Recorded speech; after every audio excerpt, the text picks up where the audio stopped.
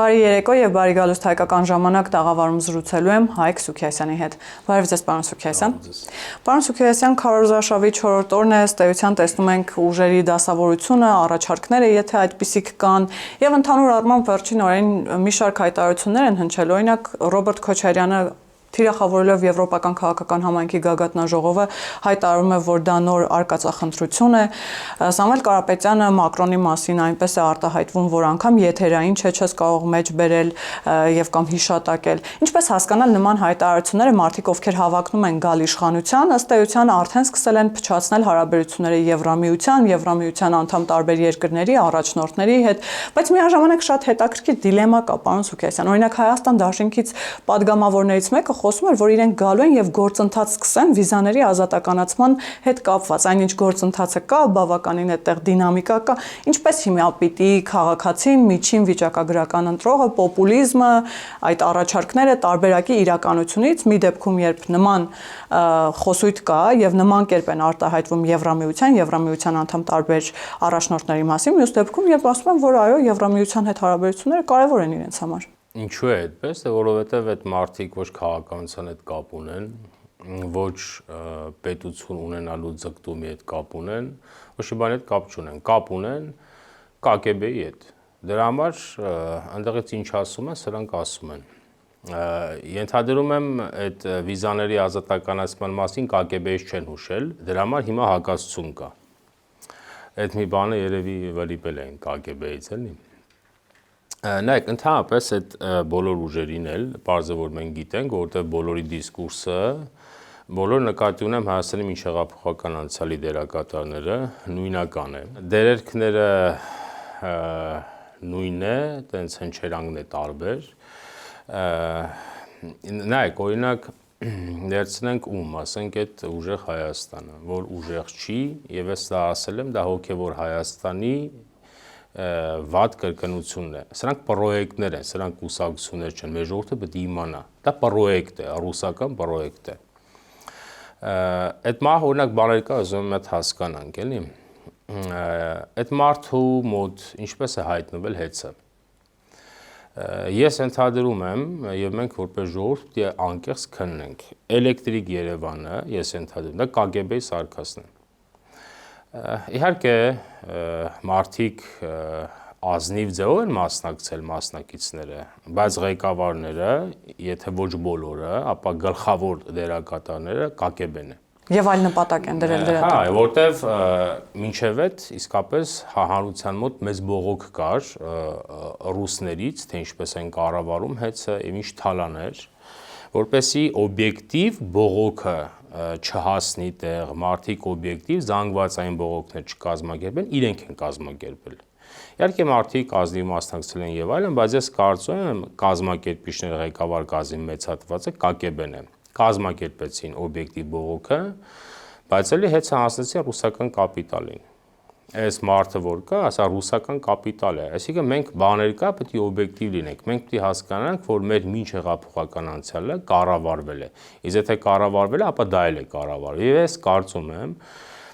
որ էլեկտրիկ Երևանը ԿԳԲ-ի սարքած բանն է։ Սարքել են, հազել են այն մի ռուսական կապիտալին։ Հետևաբար ինքը պետք է բացատրի այդ մարդը, թող բացատրի ինչպես իրեն վարժը, որտեղից իրան գտան։ Երևի միջև էլ ԿԳԲ-ից ասել են գնաց տաշիրում 2 հատ պիցայի տեղ կբացես, որ հետո ռեկլամանենք, որ դու բարեր արես, որ քո վրա վաճառենք։ Ենթադրում եմ, տակը հիմքեր կա, պետք է քննենք։ Ռոբերտ Քոչարյան եւ այլն, սրանք բոլորը մեր ժողովրդի վատ անցյալն են, մեր ժողովրդի գետնատարած անցյալն են, պարզապես քանի որ հնարավորություն չեղավ, չգիտեմ, միգուցե օրենքով,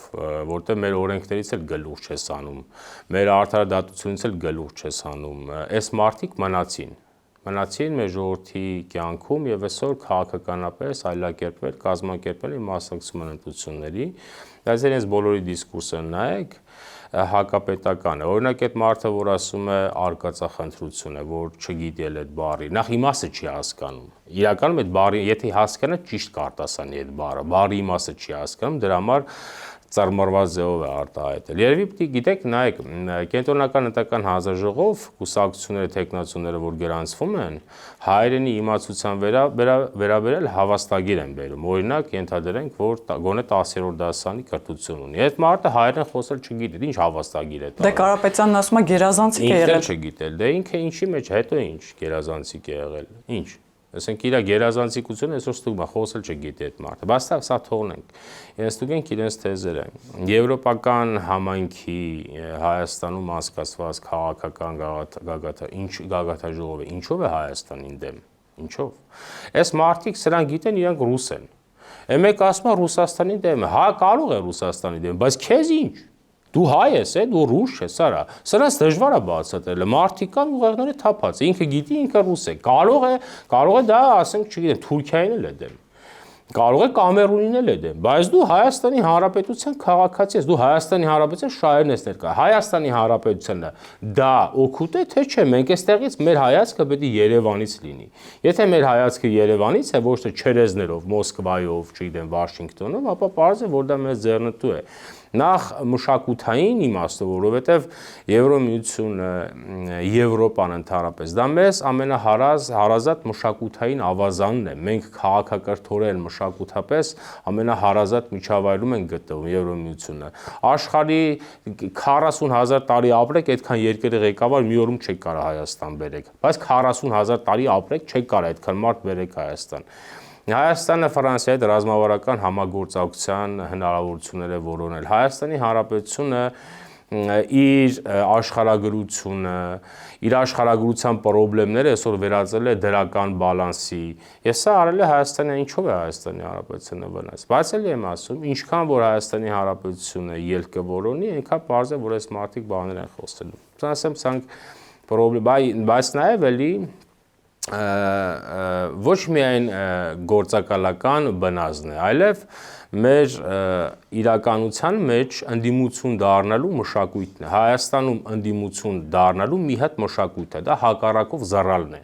Սա բնավորություն է, որպեսզի տնեցիները ասեն, որ դու ընդդիմադիր ես, դու անպայմանորեն այն որ ճիշտ էլ անի, կարևոր չի, դու անպայմանորեն հակառակով պետք է խոսես։ Եվ մենք որպես ժողովուրդ նկատի ունենանք։ Մենք կարկառալու արվեստին փայլուն տիրապետող ժողովուրդ ենք։ Անես կարկառանք աշխարհը տենա զարմանա եւ հակառակով անպայմանորեն որպեսզի տատը ասի, որ ես օրինակ ընդդիմադիր եմ։ Այս մշակույթն է։ Որովհետև մի հատված այս մշակույթի վրա կա։ Իսկ սրանք էլ դե ինչ է, գործակալական ցանցեր։ Արցախ, արա ինչից ասես խոսում է։ Օրինակ ես հարց եմ տալիս բոլորին։ Արցախի տարածքը քանի քառակուսի կիլոմետր է եղել։ Օրինակ Հայաստանի Հանրապետության տարածքը մենք գիտենք, չէ՞, հիմա նույնիսկ պետության ղեկավարը սանտիմետրով, միլիմետրով ասում է, չէ՞, այսքան է մեր։ Արցախի Հանրապետության տարածքը, ես այդ բան կա, այն լուծարած կա մի հատ է, փախած Արցախից, Արցախի վերջին նախագահը։ Ես այն Արցախի Հանրապետության տարածքը պաշտոնապես ինչքան է եղել։ Քանի քառ ոչ մեկ չգիտի, ոչ մեկ, ինքն էլ չգիտի։ Հիմա որ հարցնեք, պետք է լոր թիվ են ասելու 12000 քառակուսի կիլոմետր չի։ Իրենք սովորաբար այս կալոր թիվն է, կալոր թիվ չի։ Կոնկրետ տարածքը ինչքան է, ոչ մեկ ոչ մի բան չգիտի։ Գիտեք ինչի, որտեղ ոչ Արցախի հետ կապ ունեն, ոչ պետականաշինության հետ են կապ ունեցել, ոչ մի բանի հետ կապ չունեն։ Պարզապես այսօր եկել են ձևական կակեբեից ասել են, նաև քանի որ մեր ժողովրդի մեջ մի հատված կա, որը ամեն դեպքում ռուսական աշխարհայացքից չի հրաժարվել։ Այդ նրանց ձայները չփոշիացնելու համար սրանց բանը, սրանց կերպարները արդիականացել բերել մեր քաղաքական կյանք։ Իդեպ նույն Պաշտոնյան Արցախը լուծարած օրերս հայտարարում էր մայիսի 9-ին, թե արցախցիները գիտեն, թե ում հատկապես պիտի չընտրեն, այսպես ինչ որ իմաստով ուղղորդելով, բայց պարոն Սուքիասյան, մեկ այլ հետաքրքիր զուգադիպության մասին։ Բայց ինքը նա է, գլուխը պատին է տվել, ինքը մեր պետական գործընթացներին ինչ իրավունք ունի խառնվի։ Ինչ իրավունք ունի խառնվի։ Այսինքն հիմա սրանք էլ արցախահայեր համայնք են ստեղծել, այդ համայնքն է կառավարում, ինքը ով է։ Ով է ինքը։ Ինքը ինչ իրավասություն ունի այստեղ Հայաստանի Հանրապետությունում քաղաքական կյանքը մղտարելու։ Ինքը ես առաջարկում եմ իրավապահ մարմիններին դրանից մի հատ հələ մի երկու հատ բան հարցել, ինքը ինչ իրավունք ունի։ Դրանով պիտի զբաղվել։ Այ քեզի բան։ Իրավողորթելով չի։ Ուզեմ ասեմ դա այդտեղ իրավական հարցեր կան պիտի քննարկել։ Եվ զուգադիպությամբ նաև շատ է գրգռել Եվրոպական քաղաքական համայնքի գագաթնաժողովը, բնականաբար Վլադիմիր Պուտինին։ Պուտինն առաջարկել է եւ ասել է, որ Հայաստանը պիտի շատ արագ կողմնորոշվի, Եվրամիություն է ուզում գնալ, թե այնուամենայնիվ համագործակցում է ԵԱՏՄ-ի հետ, անգամ հորդորել է ինչ որ իմաստով արագ գործընթացներ հանրաքվե իրականացնել, որպեսզի իրենք էլ իրենց անելիքներն ունենան, իմանան։ Բայց այստեղ հետաքրքիր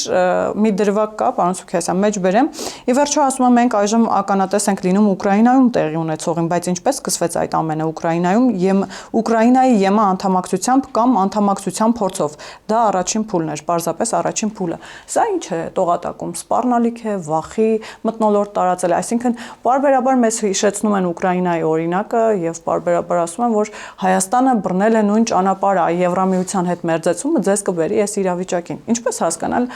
Վլադիմիր Պուտինի անհանգստությունները, մտահոգությունները հայ ժողովրդի եւ Հայաստանի համար։ Այդ տարբեր ուղերձներ կա իր ասացի մեջ, մեր սկսած քաղաքական process-ները մխտարեն են, բայց ասացները հերթով պետք է քննեն։ Այդ որ ասում է Հայաստանը պետք է կողմնորոշվի, իրենք ինչ են անում, իրենք արագացնում են արհեստականորեն մեր քաղաքական հաշվարկները։ Օրինակ Հայաստանի Հանրապետությունը ինքը հաշվարկ ունի, չէ՞, ինքը ինչ է անելու ԵՄ-ի հետ, ինքը ինչպես է կառավարելու ԵԱՏՄ-ի հետ հարաբերություն հաշվարկ ունենք մենք։ Մեր հաշվարկներն են փչացնում, մեզ ստիպում են արագ որոշումներ կայացնել, որը մենք չենք հաշվել։ Օրինակ Հայաստանում էլ կան, չէ, Եվրոպամետի դեմքով բաներ, որոնք արագացնում են պետությանը, արագ կողմնորոշվի, արագ քայլը սխալվի, խնդրի մեջ ընկի, այս ԿԿԲ-ն է։ Մեկը դա է, արագացնել, մեզ հաշվարկից գցել, որովհետեւ մենք սխալ, միգուցե այդ հարցում սխալ կանենք։ Երկրորդը, հա, կարող է իր արևին, տակից վախերը, սպառնալիք է ներշնչում նախ հասարակության մի հատվածի մոտ, որ ինքը լավ չգիտի, մենք այդ վախերը հաղթահարել ենք։ Մեր ժողովուրդը մենք ինքն էլ պետք է, մենք 40 անգամ մեռը սաղացել ենք, ինքը մեզ վախեցնել չի կարող։ Կարող է մի հատվածին, չգիտեմ, ասենք ինչ-որ ռուսական աշխարհընկալումով վախերը սրսկի, բորբոքի ավելի ագրեսիվ դառնալու մեր ներքաղաքական կյանքում կարող է։ Բայց ինքը ինչ նկատի ունի, երբ որ ասում է Ուկրաինայի դեպքը նայեք, Ուկրաինայում դու պրոբլեմ ունես։ Այսինքն եթե դու այդ հարցը սկսեցիր մեր հետ էլ ես պրոբլեմ ունես։ Երկու ճակատով դու պրոբլեմ ես ունենում, դե հələ սկսի։ Դե թող սկսի։ Բայց ես կարծում եմ, նայեք, իրենք դա տակտիկա է, իրենք չեն ուզենա, որ Հայաստանի Հանրապետությունը արագ որոշում կայացնի, որովհետև ինքը Ռուսաստանը ուզում է հայաստանյան շուկայից կտրվի։ Նայեք, մենք օրինակ բաներ կա, տեսակետներ կա, որ դե մեր փոքր շուկա է, փոքր շուկա չի։ Մենք փոքր շուկա չենք, մենք մեծ շուկա ենք, Ռուսաստանը ուզում է գազից զրկվի։ Դա 3 միլիոնանոց շուկա է Ռուսաստանի համար։ Այսօրվա իր տնտեսության վրան հալ չկա։ Հայաստանից ուղարկած փողերը, մենակ Գազպրոմի վճարած փողերը, դա Ռուսաստանի համար հսկայական բյուջե է։ Մենք փոքր շուկա չենք, մենք մեծ շուկա ենք։ Այդ շարը գցել են վրեքներս, որպեսզի մեր նշանակությունը իջացնեն։ Որտեղ Հայաստանի, Ռուսաստանի համար փոքր շուկա է, պետք է լինի յանկտա, չէ՞։ Մենք Ռուսաստանի համար շատ մեծ շուկա ենք։ Ինքը ռուսերը այդքան խելք չունեն, որ դա չանեն։ Ես կարծում եմ, որ այսինքն իր արածը ստրատեգիական չի, տակտիկական է։ Ինքը հակված չի, որ մենք ԵԱՏՄ-ից եւ այլ տեղերից։ Մենք իհարկե հակված ենք։ Մի օր էլ դուրս կգանք։ Բայց իր արածը կարծում եմ տակտիկական է։ Այս ընտրություններին Հայաստանի մինչ հեղափոխական անցյալի դերակատարներին թեզեր տալն է, որտեղ սրանք սնանկ են թեզերից։ Իրենք ինքնուրույն թեզեր չունեն։ Տեսեք, մի հատ ինքնուրույն թեզ չկա։ Այն մեկը Ալիևի թեզերն է գրկել, բանը, եկած օրվանից զառում է, ասում է 300,000 մարդ է գալու, որ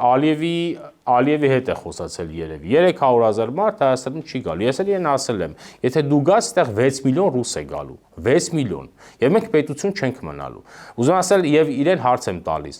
Տարբերություն կա, այստեղ 300,000 ադրբեջանցի կա, թե 6 միլիոն ռուս։ Տարբերություն կա մեր ժողովրդի համար։ Մեր ժողովրդի համար չկա, իր համար կա իհարկե։ Մեր ժողովրդի համար չկա։ Սա Ալիևի թեզերով է մեր ժողովրդի կյանքը ուտում, սա այն Քոչարյան, Մոչարյան եւ այլն, դրա այդ աֆիլացված հատվածներն էլ բանի։ Պուտինի թեզեր են, ուրիշ բան չկա։ Ոչ ծրագիր ունեն։ Ես այդ Հայաստան դաշինքին հարցնում եմ, որոնք են ձեր կրթության վերաբերյալ ինչ ծրագիր ունեք։ Դեմոգրաֆիայի վերաբերյալ ինչ ծրագիր ունեք։ Ոչ մի ծրագիր չկա։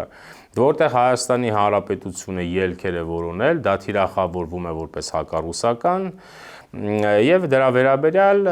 ինչ-որ զրույցներ կա, ուրիշ բան չկա առանցների տակը, բայց ես վստահ եմ, որ մեր ժողովուրդը ճիշտ է մոդելավորել իրենց եւ ճիշտ ընտրություն է անել։ ԵԱՏՄ ԵՄ-ի հետ կապված, տեսեք, պարոն Սուքիասյան, քիչ չեն այդ շահարկումները, որ Եվրամիությունում ձեզով է սպասում, ախր Եվրամիության հետ դուք ընդհանուր սահման էլ չունեք, շատ ավելի բարդ է լինելու Եվրամիության հետ համագործակցելը եւ առևտրաշրջանը։ ԵԱՏՄ-ի հետ էլ չունենք սահման։ Փաստ էլի, որ ԵԱՏՄ-ի հետ էլ ըստեյության Հայաստանը սահման չունի, բայց շատ լավ համագործակցում է, առևտրաշրջանառություն կա։ Այս մանիպուլատիվ թեզերն էլ նաեւ ինչ որ միտում ունեն, նաեւ շփոթեցնել հանրությանը, գիտեք, քիչ չէին նաեւ այն թեզերը, որ թրքացնում են ձեզ եւ անգամ երբ որ խոսում էին սահմանների ապաշրջափակման կարեւորության մասին, նաեւ Եվրամիության հետ հարաբերությունների համատեքստում հայ-թուրքական հարաբերությունների կարգավորման մասին, սա դիրքավորում են որպես թրքացում։ Այս ամեն ինչը, այս մանիպուլատիվ շահերը նաև ինչ նպատակ ունեն, նույն այս գործընթացները տորպետահարելու նպատակ ունեն։ Այո, որտեղ որ կա Հայաստանի ինքնիշխանությունը բարձրացնող ճանապարհներ, բարձր որ այդ ճանապարհները պիտի թիրախավորվեն, օրինակ եւ շեշտվեն բացասական կետերով, օրինակ դա տեղեկատվական հոգեբանական պատերազմի տեխնոլոգիա է, ժամանակին այդ տեխնոլոգիան է շատ օգտագործում էր Ալիևը, ինչ էր անում, շեշտում էր տարածաշրջանի բացասական կետերը, հայտարարում էր սա պատերազմական գոտի է, պատերազմական, ուսի ներդրում չկա, տարածաշրջանը մնա ոչ գրավիչ տարածաշրջան, բայց հիմա այս խաղաղության գործընթացը դա ջեղքել է եւ Հայաստանը եւ մեր տարածաշրջանը դարձել է գրավիչ եւ туриզմի եւ արտաքին ներդրումների համար եւ արտաքին աշխարհի համար, իսկ մենք ալիվի թեզերը կարողացել ենք ջարդել։ Հիմա նույնը սրանք են անում, բացասական երանգներով կեղծ հակասություններ գտնել, Պուտինն էլ էր, չէ, նաև սրանք էլ էին, մեզ տեղավորում էին դե Արևմուտք, Ռուսաստան, հակասության մեջ է Հայաստան, Հայաստան Արևմուտք, Ռուսաստան հակասության մեջ չի, իրենք արհեստականորեն մեզ տեղավորում են այդ հակադրության մեջ, բայց ինչու են սրա մեջ տեղավորում, որովհետև ժամանակին կար Ռուսաստան-Թուրքիա հակադրությունը կամ Ռուսաստան-ը ստում կա, հիմա Թուրքիան արդիական չի, շարքացել են Եվրոպայի վրա, Հայաստան, Ռուսաստան, Արևմուտք հակադրություն։ Իրականում նայեք, հա ճիշտ է, Եվրոմիությունը եւ ԵԱՏՄ-ն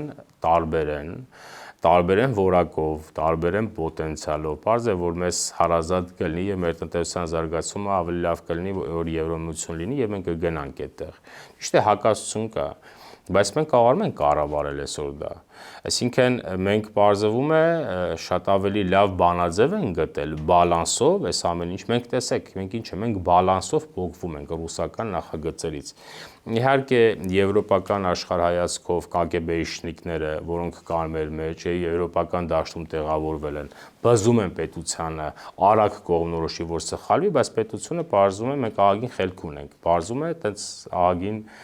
կրթությունները սաճել է եւ մենք կարողանում ենք բալանսով փոխվել, ամենամեծ հարմարը դա է, մենք պետք է փոխվենք անվնաս։ Եվ դա գրգռում է որոշ մարդկանց։ Այո, եւ դա, հա, որովհետեւ նախ լավ չի, որովհետեւ իրենց փորացավը տեղի չի ունենում,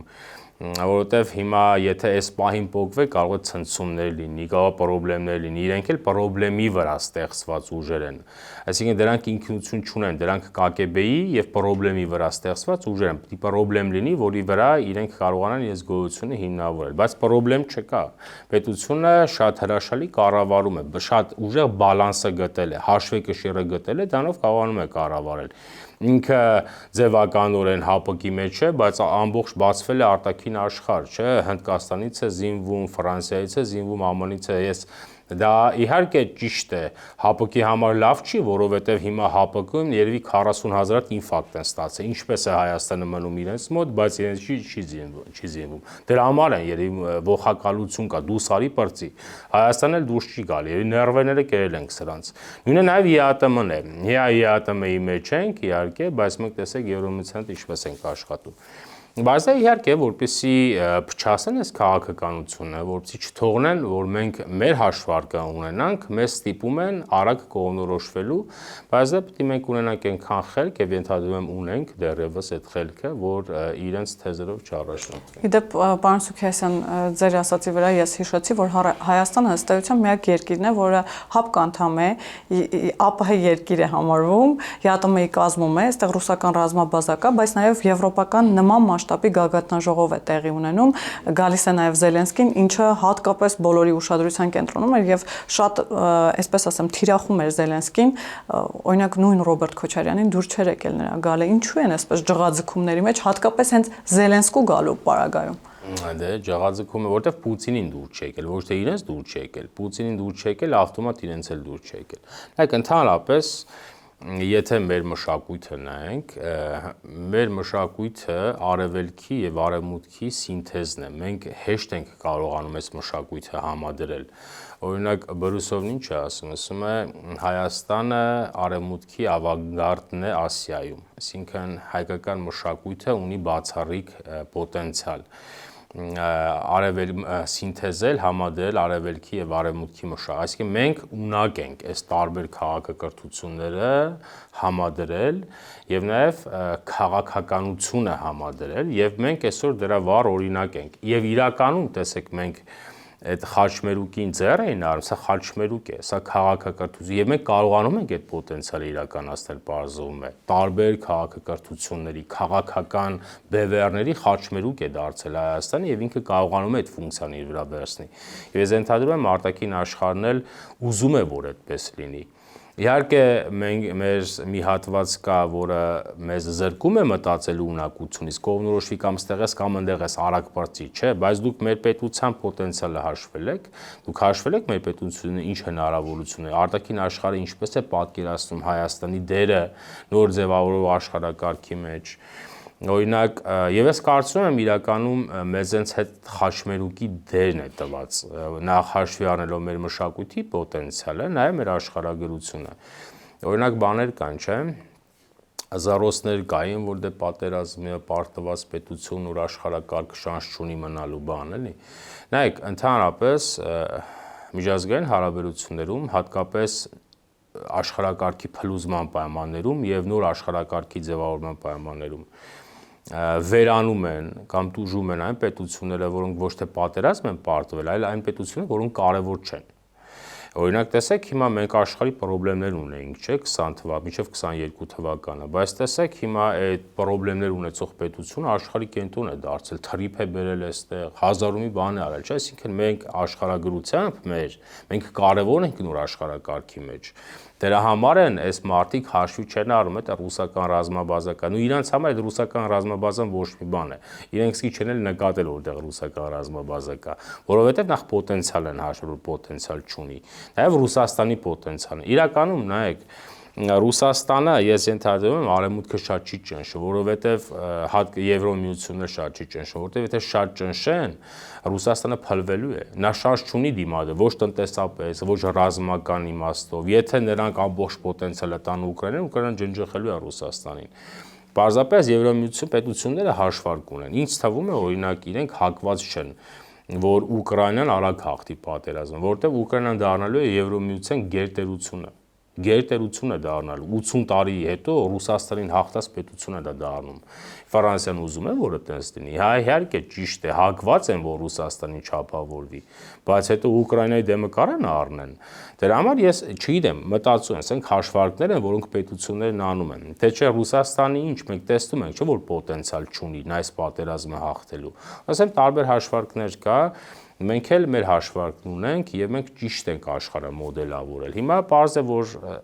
սրա վրա է Հայաստանը այս բալանսի վրա է։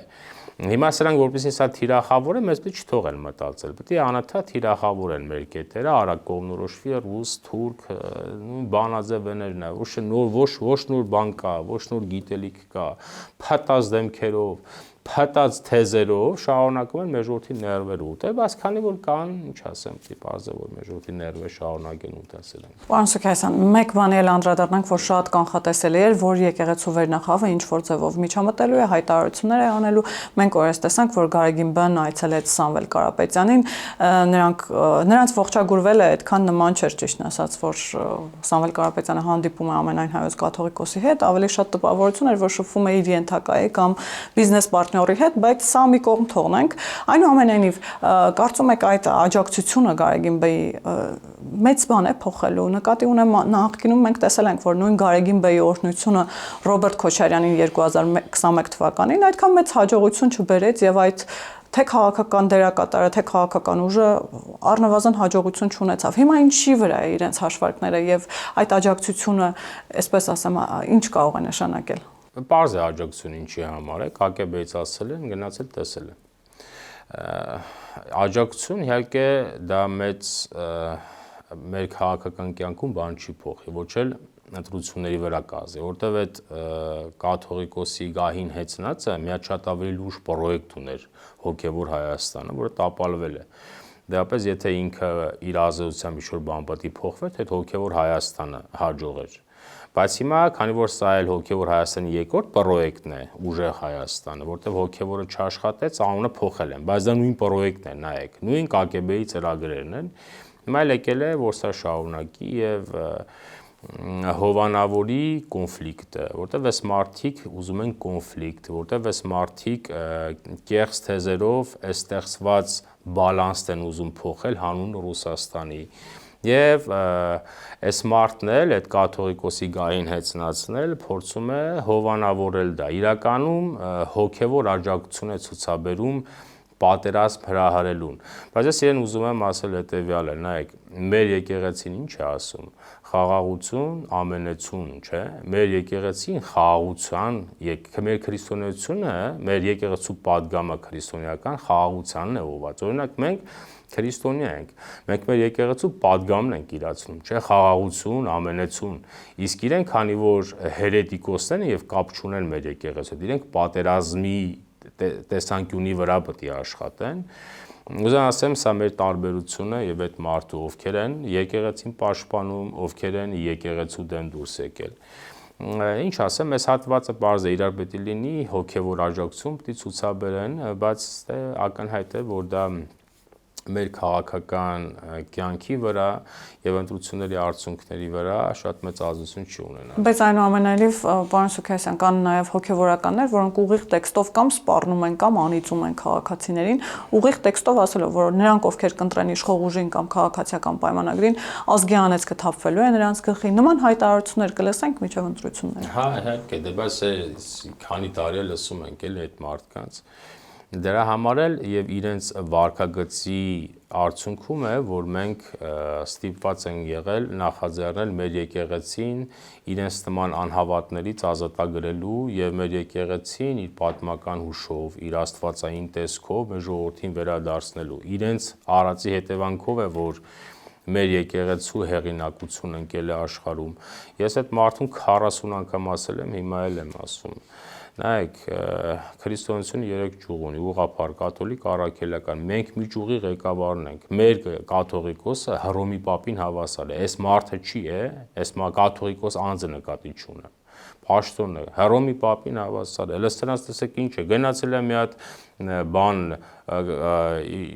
պիցա արտադրողի հետ փաթաթվե սեփական եկեղեցու բարձրություն իջեցրել է որտեղ եւ սեփական ժողովրդին պատերազմի քարոզ է անում գոնե առաջնորդի մեր եկեղեցու падգամով էլ եմ ասում խաղաղություն ամենեցուն ինքը սա պետք է անի ոչ թե գնա մտի հերետիկոսներով էլ ասել դուք ես զառացեք անեցք մանեցք ինչ ասեմ դրա համար Սրանք խնդիրներ են, որոնք մենք պիտի լուծենք։ Մենք պարտավոր ենք մեր եկեղեցին վերադարձնելու մեզ։ Իհարկե ցավալի է, որ դա միջև ընտրություն տեղի չունեցավ, եւ սա այստեղ խնդրեմ կա, իշխանությունը դանդաղեց։ Բայց հույս ունենամ, որ այս ընտրություններից հետո, որը իհարկե ավարտվելու է, ես վստահ եմ, որտեվ հիմքեր չկան հակառակը պնդելու, ավարտվելու է Հայաստանի ինքնիշխանության հաղթանակով, խաղաղության հաղթանակով, անկախ պետություն մնալու հաղթանակով, դրանից հետո նաև մենք պետք է նախաձեռնենք մեր եկեղեցին ազատ ցանցից ազատագրելու գործընթաց։ Եվ Ռուսաստանից օրինակ Զատուլինը օրերս հայտարարում է, պարոն Սուքիասյան, որ եթե հունիսի 7-ին հաղթի քաղաքացիական պայմանագիրը ընտրությունների արդյունքներով, Ռուսաստանը չի ճանաչելու այդ ընտրության արդյունքները եւ նշում է, որ Փաշինյանը Ռուսաստանի ամենամեծ թշնամին է, նման թշնամական խոսույթ ընկալելի էր դեռևս ասում են նրա անդիմադիր ժամանակաշրջանի գործունեությունից, որ նա հակառուսական քաղաքականություն է վարելու, մենք հույս ունենք, որ 21 թվականի իրականությունից հետո 20 թվականի ինչ որ իմաստով կվերադառնա կոպիտ ասած մեր գիրկը, բայց դա տեղի չունեցավ եւ հիմա հռչակել են Փաշինյանին իրենց թշնամի եւ ասում են, որ իրենք ընտրությունները չեն ճանաչելու արդյունքները, եթե Փաշինյանը վերընտրվի։ Այս այստեղ էլ էլի ինչ հույս է կապում Ռուսաստանը ամենատարբեր պաշտոնյաներ, երբ նման հայտարարություններ են անում, կոպիտ ասած մտածում են, որ դա իրենց հավելյալ դիվիդենդ ձայներ է բերելու, դա խանգարելու է Նիկոլ Փաշինյանին, օգնելու է իրենց ուժերին, այնինչ մենք 21-ին էլ էլի նույն պատկերն ենք տեսել։ Դու նախ այդ մարդուն ով է ճանաչում, որ մի հատ էլ ինքը որոշի մեր պետության ընտրությունները չճանաչի։ Ինքը Հայաստանում անցակալի անձ է հայտարարված։ Այսինքն իրեն նախ ճանաչող չկա, որ մի հատ էլ իր ասած թեզերը կրկնենք։ Բայց դա իր առաջարկն է։ Ես վստահ եմ, որ Ռուսաստանի ղեկավարությունը ճանաչելու է մեր ընտրությունները, որովհետև շանս չունի չճանաչելու, որովհետև նախ Հայաստանում ընտրություններ չեն կեղծվում։ Վերջի երկու ընտրությունների ավանդույթը դրա մասին է խոսում, էլի։ Հետևաբար ինքը չճանաչեց, ինքը իզոլանալու է։ Եթե ինքը չճանաչեց, ինքը ավելի շատ է Հայաստանին մղելու, Ռուսաստանից հեռանալու, բայց ռուսները դա չեն ուզում, իրականում չեն ուզում։ Իհարկե ինչքան հնարավոր է վնաս կտան, բայց իրենք չեն ուզում, որ մենք իրենցից հեռանանք։ Բայց քանի որ վերևի մակարդակով դա անել չեն կարող, իջեցնում են ներքևի մակարդակի, падգամավորներ, նախարարներ, լրատվական դաշտով դուք զառացեք։ Որպեսզի նաև էլի հերթական թեզ է սրանց, հիմա հեսա կգրկենք, կնստենք, ասեն Զատուլին ասել է չենք ճանաչելու։ Հիմա էլ Զատուլինի թեզի վրա են հեռվերները սուտելու, այդ է արածները։ Մեր ներքաղաքական կյանքը մխտարելն է, մեր հասարակության մի հատվածի հոգեբանության վրա, հույզերի վրա ազդելն է, էս է արածները, բայց երբ որ կհասնի արդեն ընտրություններ, իրենք ճանաչվել են արդյոք։ Եվ վերջում պարոն Սուքիասյան, վերջին շրջանում գիտեք, որ շատ է այսպես թիրախում հայտնվում ժողովրդավարությունը, ընդհանուր առմամբ Հայաստանը ըստ որպես ժողովրդավար երկիր այդ ճանապարհին է, դեպի կայանալու ճանապարհին է, բայց քիչ չեն խոսակցություններ նույն ընդդիմադիր շրջանակների մոտ, որ սա ավտորիտար ռեժիմ է, իրենք 37 թվի ճնշումներին են ենթարկվում, բայց ինչ եք կարծում, օրինակ ժողովրդավարության ցուցիչ չէ այն, որ Ռոբերտ Քոչարյանը ազատ շրջում է, քարոզարշավ է իրականացնում, քաղաքացիներից մեկն էլ նրան ասում է արա շատ ես փոխվել, քյասի բացել ես, կներեք ուղիղ մեջ բերում եմ։ Ժողովրդավարության ցուցիչները որոնք են, ինչու ընդդիմությունը չի տեսնում այդ դրական տենդենսները ժողովրդավարությունը եւ խոսում է միայն վատի 37 թվականի մասին։ Ինձ թվում է այդ ասող մարդը հիմա թիրախի մեջ է եւ ինքը պետք է ուրախ լինի, որ Հայաստանում իշխանություն չփոխվի, հակառակ պարագայում իր դեմքը սկանարած է եւ իր հետևից կգա այդ մարդը, որտեղ դա ողակալ մարդ է։ Բայց իրականում իհարկե մենք ինստիտուցիոնալ ժողովրդավարության արևմտյան մոդելին դեռ չենք հասել, որ մենք կարողանանք ասենք, որ մենք իսկապես ինստիտուցիոնալ ժողովրդավարություն ենք, բայց հա, իհարկե մենք այդ տրանզիտի ճանապարհին ենք, մենք դեմոկրատական դառնալու ձգտում ունենք, անում ենք, որպեսզի դառնանք դեմոկրատական, որ շատ դեմոկրատական լինեինք, սրանք բանտերում խցված կլինեին։ Մեր դեռևս մեր արդարադատության համակարգի մեջ խզումներ կա, խնդիրներ կա, թե չէ վաղուց սրանք հիմա ասած արգելված է սրանց գործունեությունը։ Բայց այդ մարդիկ թող ուրիշ բան բացատրեն, ինչու է որ ամբողջ միջհեղափոխական անցյալի բոլոր դերակատարները հոգևորականներով, նախարարներով, падգամավորներով, նախագահներով սաղ բանտերում լցված եք եւ բանտերի հետ խնդիր ունեք։ Ինչի է տենց արա։ Մեջներից այդ մի հոգի չկա, մի հատ էգզեմպլար գնաք մեկին գտեք, ասեք այդպես ինքը մաքուր է։ Մի հոգի չկա մեջներից այդ։ Մի հոգի, որովհետեւ դուք բոլորը թաթախված եք քարյական անցյալի մեջ։ Եվ մեր արդարադատության թուլությունն է, որ դուք դեռևս կարողանում եք այդքան բացասական անցյալով կարողանաք ձեզ թույլ տալ այնպեսի շքեղություն, ինչպիսին է մեր ժողովրդի ներվերն ուտել, ընտրությունների մասնակցել։ Մեր դեմոկրատական ինստիտուտի թուլությունն է։ Եթե իսկական ուժեղ ինստիտուցիոնալ դեմոկրատիա լիներ, ձեզ այդ հարցերը այլ կերպ կքննվեին։ Բայց իրականում հարցը գիտեք ո՞րն է, չկա ոչ 37 թիվ կա, ոչ որևէ թիվ կա, էլի։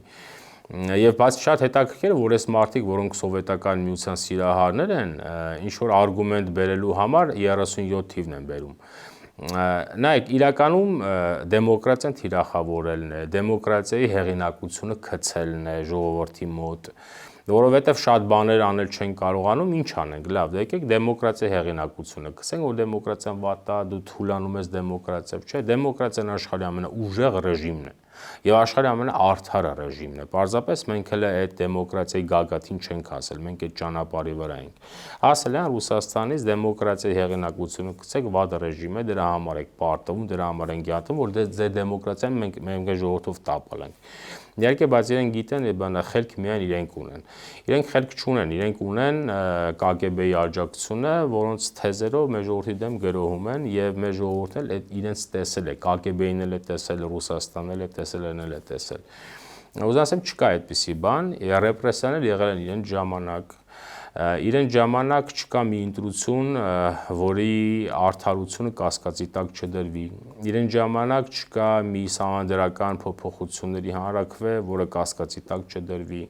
Իրենց ժամանակ ամեն ինչ կասկածի տակ է, եւ տնտեսական կյանքը, եւ ամեն ինչը կասկածի տակ է, որտեվ իրենք օրինավորի մտածողությամբ մարդիկ չեն։ Պարոն Սուքիասյան, կներեք, նույնը հիմա փորձում են վերարտադրել նաեւ հիմա, նույն ընդդիմադիր ուժերը ընտրակաշառքի դեպքերը նկատի ունեմ։ Եվ այդ ձայնագրությունների մեջ, օրինակ, մահափորձի դեպք, այսպես պլանավորում կա, ասում են վերջի տարբերակով պիտի սպանենք, պիտի խփենք